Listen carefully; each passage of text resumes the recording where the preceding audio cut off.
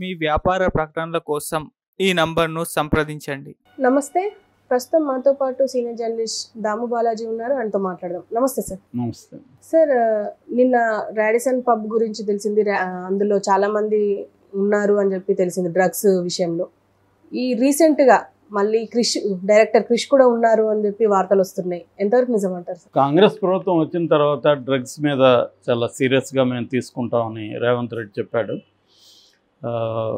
అట్లాగే ఇక్కడ ఆయన శ్రీనివాసరెడ్డి సిపి వచ్చిన తర్వాత కూడా ఆయన ఛార్జ్ తీసుకుంటున్నప్పుడే ఆయన డ్రగ్స్ మీదనే మాట్లాడాడు. First priority మాకేది. సినిమా వాళ్ళని కూడా ఆయన హెచ్చరించాడు.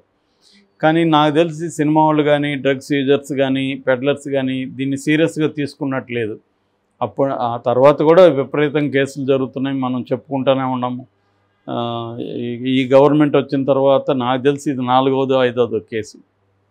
ప్రతి కేసులో కూడా ఏదో రకంగా సినిమా వాళ్ళు ఇన్వాల్వ్ అవుతున్నారు. సో ఇప్పుడు ఏం జరిగిందంటే మొన్న రాడిసన్ బ్లూ గచ్చిబౌలి అది ఆ హోటల్లో గతంలో కూడా జరిగింది. మనం అది కూడా మాట్లాడుకున్నాం. అక్కడ ఏంటంటే గతంలో ఫుడ్ అండ్ మింక్ పబ్లో అప్పుడు మన అమ్మాయి పేరు నిహారిక నాగబాబు కూతురు ఉగాది టైంలో వెళ్తే ఉగాది పచ్చడి కోసం వెళ్ళిందని అప్పట్లో వచ్చాయి. అక్కడ డ్రగ్స్ పట్టుబడినారు. అప్పుడు ఈ పబ్కి లైసెన్స్ కూడా క్యాన్సిల్ చేశారు. అయితే మళ్ళీ వీళ్ళు లైసెన్స్ తీసుకుని 24 గంటలు మద్యం సరఫరాకు కూడా మళ్ళీ లైసెన్స్ తీసుకున్నారు. దానికి 56 లక్షల ఫండ్ ట్యాక్స్ కూడా కట్టామని చెప్తున్నారు. అంటే ఇక్కడే ప్రాబ్లమ్స్ ఉంటాయి. అండ్ నేను గతంలో కూడా చెప్పాను, డ్రగ్స్ ఉన్నప్పుడు పట్టుకోవడం వరకు ఓకే, కానీ ఫాలో అప్ అనేది ఆ డ్రగ్స్ పట్టుకున్న వాళ్ళని ప్రాపర్గా ఇన్వెస్టిగేట్ చేయడం, ఎఫ్ఐఆర్ దగ్గర నుంచి కేసు డైరీ దగ్గర నుంచి ఛార్జ్ షీట్ దగ్గర నుంచి ప్రాపర్ విట్నెస్ కలెక్ట్ చేయడం, విట్నెసెస్ని తర్వాత ఫోరెన్సిక్ రిపోర్ట్స్ని చేయడం, అంటే మల్టీ డైమెన్షనల్ ఇన్వెస్టిగేషన్ అంటారు. అంటే 360 డిగ్రీ ఇన్వెస్టిగేషన్ అంటారు. అటువంటిది చేసి స్ట్రాంగ్ కేసుని చేయడం, తర్వాత గవర్నమెంట్ నుంచి అడ్వకేట్స్ కూడా పబ్లిక్ ప్రాసిక్యూటర్స్ కూడా స్ట్రాంగ్గా కేసుని ప్రజెంట్ చేయడం. ఈ ప్రాసెస్ అనేది సరిగ్గా జరగట్లేదేమో అనిపిస్తుంది.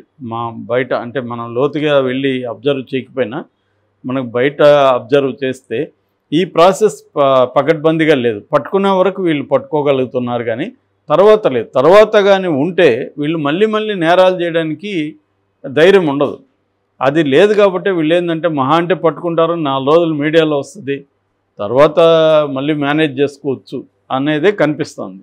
ఆ మధ్య కూడా ఇక్కడ మేనేజ్ చేసిన పంజాగుట్ట పోలీస్ స్టేషన్లో 86 మందిని బదిలీ చేశారు. దాన్ని బట్టి అర్థం చేసుకోవచ్చు ఏ స్థాయి కరప్షన్ పోలీస్ స్టేషన్లలో ఉంది అని. సో అది కరెక్ట్ చేయకుండా రేవంత్ రెడ్డి హంకారాలు చేస్తే లాభం లేదు. ఈ సిస్టమ్స్ని క్లీన్ చేయాలి, వాటిని ట్రాన్స్పరెన్సీ పెంచాలి. అవి చేయకపోతే ఇవన్నీ ఏంటంటే డ్రామాకే పనికొస్తాయి.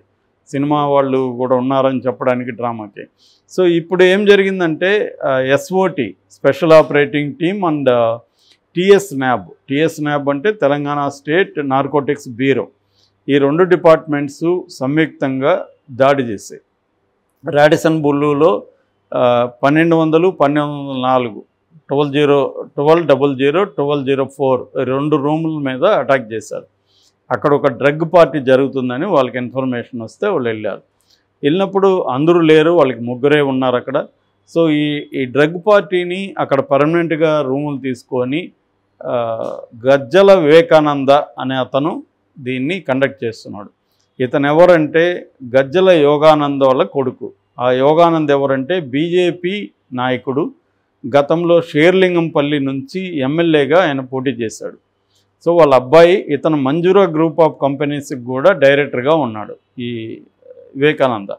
ఇతను ఏం చేస్తున్నాడంటే ఇలాగ తీసుకొని తన ఫ్రెండ్ సర్కిల్లో వాళ్ళ దగ్గర డబ్బు తీసుకొని వాళ్ళకి డ్రగ్స్ సరఫరా చేయడం, పార్టీలు కండక్ట్ చేయడం చేస్తున్నారు. ఇందులో ప్రధానంగా వాళ్ళకి కొకైన్ వాడే పౌడరు, తర్వాత దానికి సంబంధించిన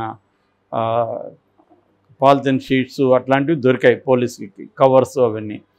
సో ఈ గజ్జల వివేకానంద రెడ్డి పారిపోతే ఇంటి దగ్గర నుంచి పట్టుకొని అతనికి డ్రగ్ టెస్ట్ చేశారు. ఆ టెస్ట్లో ఇతను బయటపడ్డాడు. యాక్చువల్గా ఆ మధ్య కూడా మనకి జనవరి 1కి సంబంధించి కూడా డ్రగ్ ఎట్లాగైతే బ్రెత్ అనలైజర్స్ ఉన్నాయో డ్రగ్ కూడా అప్పటికప్పుడే చెప్పేసే ఇది కూడా ఎక్విప్మెంట్ కూడా తెప్పించారు. అయినప్పటికీ కూడా దాని ద్వారా ఎంతమందిని పట్టుకున్నారనేది మనకి ఇంకా తెలియదు. ఏదేమైనా ఇతనికి ప్రాపర్గా టెస్ట్ చేస్తే ఇతను డ్రగ్ అబ్యూజ్ బయటపడింది. దాంతో అతను కన్ఫెషన్ కూడా అయ్యాడు. దాంతో మొత్తంగా ఇప్పుడు 9 మంది మీద కేసు పెట్టారు. 9 మంది అరెస్ట్ అయ్యారు. అందులో 2 ఉమెన్ కూడా ఉన్నారు. ఇంకా లిషి అనే ఒక అమ్మాయి, నిన్న కూడా చెప్పుకున్నాం. లిషి అంటే లిషి గణేష్ ఆమె, వాళ్ళ అక్క కుషిత లేదు, కానీ గతంలో కూడా ఇలాంటి జరిగినప్పుడు వాళ్ళ అక్క మేము అదేదో బజ్జీ తినడానికి వెళ్ళామని చెప్పింది. సో ఇది కూడా ఇప్పుడు బజ్జీ తినడానికి ఇక్కడికి వెళ్ళారని మీమ్స్ పెడుతున్నారు. లిషి, శ్వేత, సందీప్ ముగ్గురు దొరకట్లేదు. చరణ్ అనే అబ్బాయి బెంగళూరులో దొరికాడు. గజ్జల వివేకానంద, కేదారు, నిర్భయ్ వీళ్ళు అరెస్ట్ అయ్యారు. ఈ కేదార్ ఎవరంటే ఇతను ప్రొడ్యూసర్. గతంలో ఆనంద్ దేవరకొండతో సినిమా అనౌన్స్ చేశాడు. విజయ్ దేవరకొండ సుకుమార్తో కూడా సినిమా తీస్తున్నా అన్నాడు. మన Bunny alias Allu Arjun business partner అని చెప్తున్నారు. ఇతని పేరు చిలగం శెట్టి కేదార్నాథ్ పూర్తి పేరు. సో ఈ కేదార్నాథ్ కూడా అరెస్ట్ అయ్యాడని చెప్తున్నారు. అతనికి కూడా టెస్ట్ చేస్తే డ్రగ్స్ తీసుకున్నాడు. ఇప్పుడు ఇంకొక వార్త ఏం వైరల్ అవుతుందంటే డైరెక్టర్ క్రిస్ కూడా ఇక్కడ ఉన్నాడు అని. అయితే డీసీపీ వినీత్, మాదాపూర్ డీసీపీ వినీత్ నిన్న ప్రెస్ మీట్లో ఏం చెప్పాడంటే అతను ఈ పార్టీలో పార్టిసిపేట్ చేసినట్టయితే మాకు ఇన్ఫర్మేషన్ లేదు, కానీ అక్కడ వాళ్ళ ఫ్రెండ్ కలవడానికి వచ్చి తర్వాత డ్రైవర్ వచ్చినాక అతను వచ్చేసానని చెప్తున్నాడు. అయినా కూడా మేము అతను విచారణకు పిలిచాము, డ్రగ్ టెస్ట్కి కూడా పిలిచాము. అతను వస్తానన్నాడు, డ్రగ్ టెస్ట్ కూడా చేసుకుంటానన్నాడు అని చెప్తున్నారు. అంటే ఒక్కోసారి ఏం జరుగుతుందంటే అదే హోటల్లో కాకతీయంగా వేరే పనులు ఉన్నప్పుడు కూడా వెళ్ళొచ్చు మనం.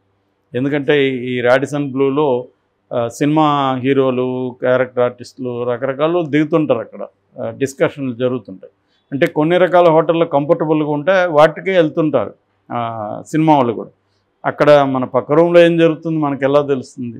కాబట్టి అటువంటిది ఏమైనా ఉండొచ్చు అనేది అంటున్నారు. క్రిస్ అయితే తీసుకున్నట్టు, డ్రగ్స్ తీసుకున్నట్టు తమ విచారణలో ఇప్పటివరకు ఎవరు కూడా చెప్పలేదని చెప్తున్నారు. బిగినింగ్లో ఏమో మన రోసయ్య మనవడు కూడా ఉన్నట్టు అని చెప్పారు, కానీ తర్వాత దాని గురించి ఎవరు మాట్లాడలేదు. సో ఇప్పుడు వీళ్ళ మీద ఎన్డీపీఎస్ యాక్ట్ కింద కేసు నమోదు చేసి 9 మందిని కోర్టుకు పెట్టాము, జైలుకి పంపించామని చెప్తున్నారు. మరి ఇంకా విచారణలో ఏమేమి జరగబోతుంది అనేది మనం చూడాలి. రెండోది ఏంటంటే ఈ రాడిసన్ బ్లూ వాళ్ళ మీద కేసులు పెట్టారా లేదనేది ఇప్పటివరకు తెలియట్లేదు. ఎందుకంటే అక్కడ కండక్ట్ చేస్తున్నప్పుడు వాళ్ళు కూడా బాధ్యత తీసుకోవాల్సింది. పదే ఎందుకు వాళ్ళ హోటల్ పేరే వస్తుంది? నిజానికి మామూలుగా రాడిసన్ బ్లూకి మనలాంటి వాళ్ళు ఎవరు వెళ్తే మన ఐడి కార్డులు అన్నీ తీసుకొని తర్వాత పైన మనం ఎవరిని కలవాలో వాళ్ళకి ఫోన్లు చేసి ఇంత తతంగం ఉంటుంది. మరి ఇది ఇంతమంది రెగ్యులర్గా పార్టీలు చేస్తుంటే ఆ రూమ్లో ఏం చేస్తున్నారు వీళ్ళు, ఏం జరుగుతుంది అనేది వీళ్ళకి తెలియకుండా ఎలా జరుగుతుంది? నిఘా వ్యవస్థ ఉంటుంది, సీసీటీవీలు ఉంటాయి, వాళ్ళు ఎక్కేటప్పుడు ఎలా వస్తున్నారు, డ్రగ్స్ వేసుకున్నాక ఎలా వస్తున్నారు తెలుస్తుంది. సో తెలియకుండానే చేస్తున్నారా? రెండోది పారిపోయేదానికి కూడా వాళ్ళు కోఆపరేట్ చేశారని చెప్తున్నారు. ఎందుకంటే వెనక నుంచి దాంట్లోకి బేస్మెంట్లోకి వెళ్ళి అక్కడ నుంచి పారిపోయారని చెప్తున్నారు వీళ్ళు వెళ్ళే లోపల. అంటే వీళ్ళు వెళ్ళగానే ఇక్కడ నుంచి ఇన్ఫర్మేషన్ వెళ్ళిపోయి ఉంటుంది వాళ్ళకి రూమ్లోకి. అలాంటి ఒక సిస్టమ్ కూడా వాళ్ళు ముందే ప్లాన్ చేసుకుంటారు. ఒకవేళ పోలీసులు వస్తే మాకు ఇన్ఫర్మేషన్ ఇచ్చేయండి అని. అలాగా ఇన్ఫర్మేషన్ వెళ్ళిపోయి పారిపోయారు అందరూ.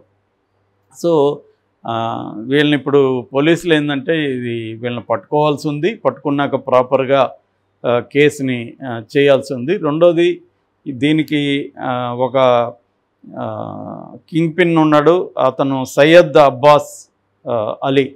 ఇతను దాదాపు 10 సార్లు ఈ వివేకానందకి డ్రగ్స్ సప్లై చేసినట్టు చెప్తున్నారు.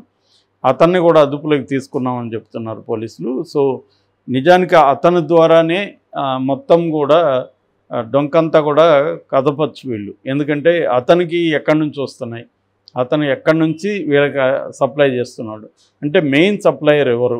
మామూలుగా అయితే పూణే నుంచి, బెంగళూరు నుంచి, గోవా, ఈ 3 ప్లేసులు మెయిన్గా గోవా, తర్వాత బెంగళూరు కూడా ఈ మధ్య బాగా వినిపిస్తుంది. అక్కడి నుంచి డ్రగ్స్ వస్తున్నాయన్నమాట. ఎందుకంటే సముద్రం దగ్గర ఉండడం, సముద్రం ద్వారా వీటిని తీసుకురావడం, ఇవన్నీ. ఇది కొకైన్, గాంజా కాదు. మామూలుగా గాంజా అయితే మామూలుగా మనకి ఎన్డీపీఎస్ చట్టం ఏం చెప్తుందంటే రెండు సింపుల్ డ్రగ్స్ తక్కువ క్వాంటిటీ ఉన్నదాన్ని ఒక రకమైన శిక్ష ఉంటుంది, కమర్షియల్ క్వాంటిటీ ఉంటే సివియర్ పనిష్మెంట్ ఉంటుంది అన్నమాట. సో ఇది కమర్షియల్ క్వాంటిటీ అని చెప్తున్నారు. సో దీనికి ఈ కేసు ఫర్దర్గా ఎలా ముందుకెళ్తుంది అనేది చూడాలి. Okay sir, thank you.